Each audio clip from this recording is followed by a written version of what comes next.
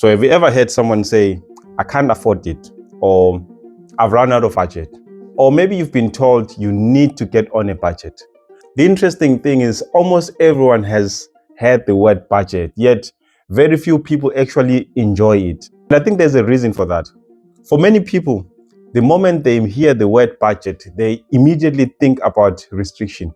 They think about saying no. They think about sacrifice. They think about giving up the things they enjoy. Others avoid budgeting because they think it's too complicated. Uh, they picture spreadsheets, the calculators, and endless lists of numbers. It feels like it feels more like accounting than living.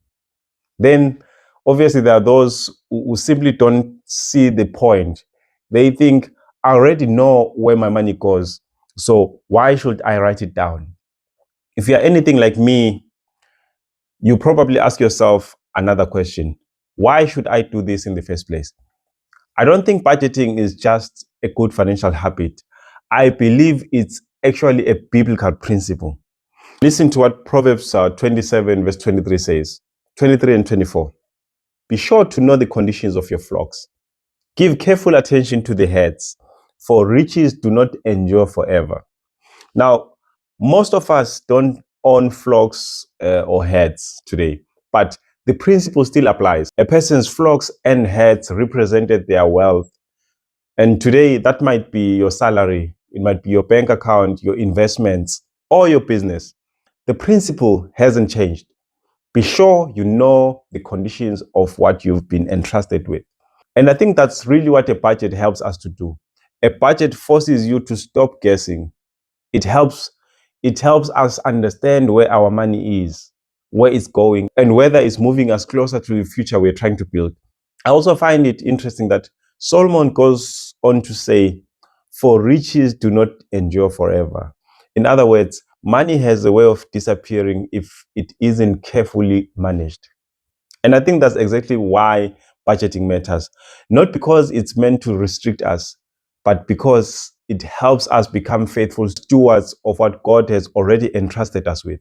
Personally, I've never really enjoyed doing something simply because someone told me I should. I want to understand the reason behind it. I want to know what problem it's solving. Because once I understand why something matters, the how becomes much easier. And that's why I don't want to begin today's conversation by teaching you how to budget. I first want us to answer what I believe is a much more important question. Why should anyone budget at all? My name is Swazi N, and this is Money Mastery Simplified. Today, I want to talk to you about something that almost everyone who says they want financial freedom eventually runs into.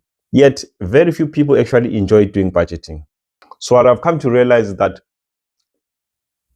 people don't actually hate budgeting. They hate what they think budgeting is. They think budgeting is about restriction. They think it's about constantly telling yourself, no, I can't afford that. They think it's about living a life where you never enjoy your money. But I think we've misunderstood budgeting altogether. And now I appreciate that budgeting isn't about restricting your money. It's about taking charge of, it's actually about taking charge of it. In fact, I'd go one step further. I believe budgeting is the slow process of positioning your money in such a way that one day you actually get paid. And I know that sounds like a strange thing to say. And you're probably asking yourself, what am I talking about? Obviously, you get paid every single month, right? But that's a good question. Do you actually get paid? Or does your salary simply pass through your account before finding its way into everyone else's account? Now I'll explain what I mean. Imagine you've just been offered your dream job. Let's say it's working for Transnet. You've gone through the interviews, you've negotiated your salary, and eventually the offer comes through. They agree to pay you 20,000 a month. And obviously you're excited. You sign the contract and you start working.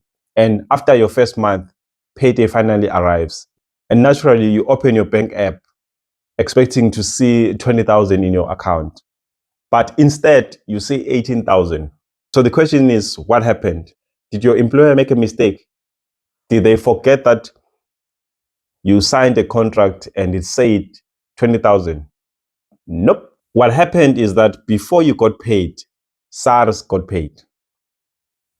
And I think that's one of the first financial lessons all of us need to understand. Most people negotiate their salary based on the gross amount. What actually lands into their bank account is the net amount.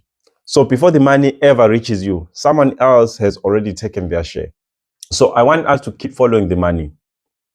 On your way home, you stop at ShopRite to buy groceries. Let's say you spend 2,000 Rand. And using that same way of thinking, are you still getting paid 18,000? Or do you agree with me that you're not getting paid 18,000? Not anymore. ShopRite has now been paid. Your balance is now 16,000. A few days later, you go to Engine Garage to fill up the tank since it's almost empty. Now Engine Garage has been paid. Your balance is now 14,000 Rand. Then the debit orders begin coming off your account. Your landlord gets paid. Your insurance company gets paid.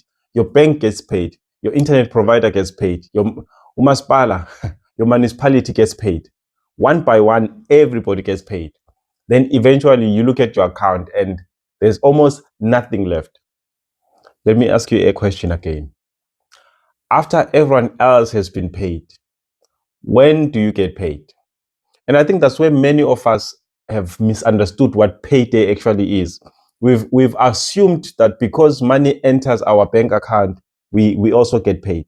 But maybe what really happened is that money stopped by our account on its way to everybody else. The reality is there are people who have worked for 20 or 30 years and they've never truly paid themselves. Their salary came in every single month and it also went out every single month.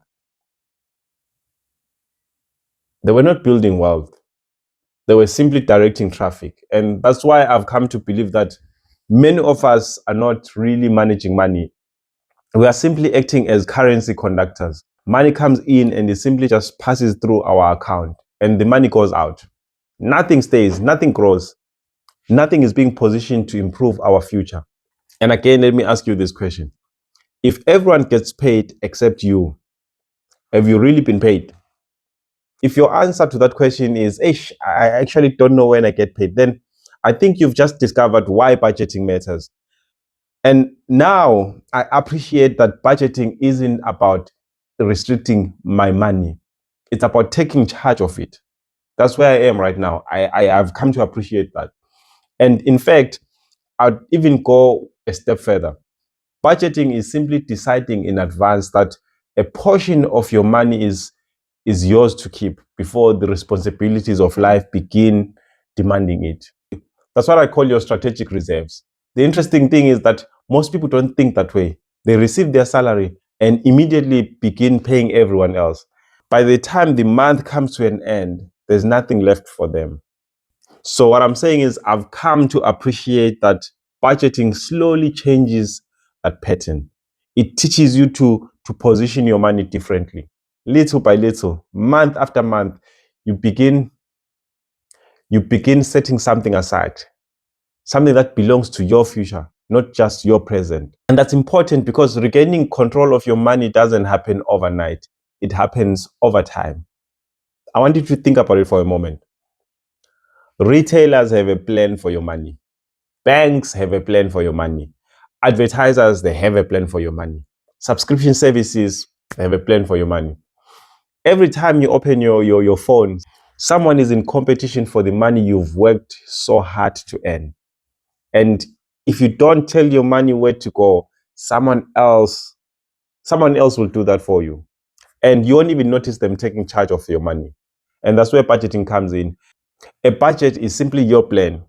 It's your way of saying, before everyone else decides where my money is going, I'm going to decide first.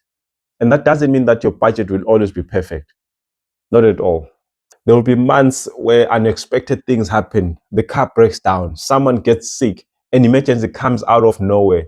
Life has a way of interrupting even the best plans. But that doesn't make budgeting pointless.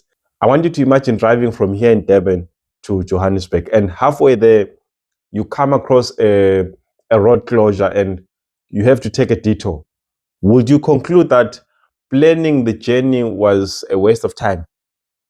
Or you'd simply adjust your route and keep moving towards your destination? I think budgeting works exactly the same way. The goal is to have a direction. Without a budget, your money simply reacts to whatever happens during the month.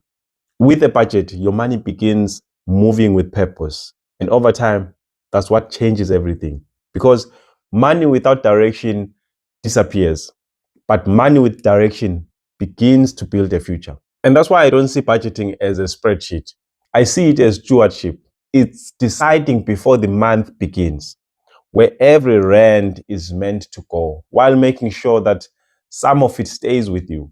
Because a budget isn't there to stop you from spending your money. A budget is there to help you regain control of it. And maybe you're listening to this today and you're thinking, Swazi, I've never really had a budget. If that is you, I want to encourage you. Don't confuse a few failed attempts with failure. Learning to budget is not different from learning any other skill. Your first budget won't be perfect. Your second budget probably won't be perfect either. And this is what this journey is about: progress, not perfection.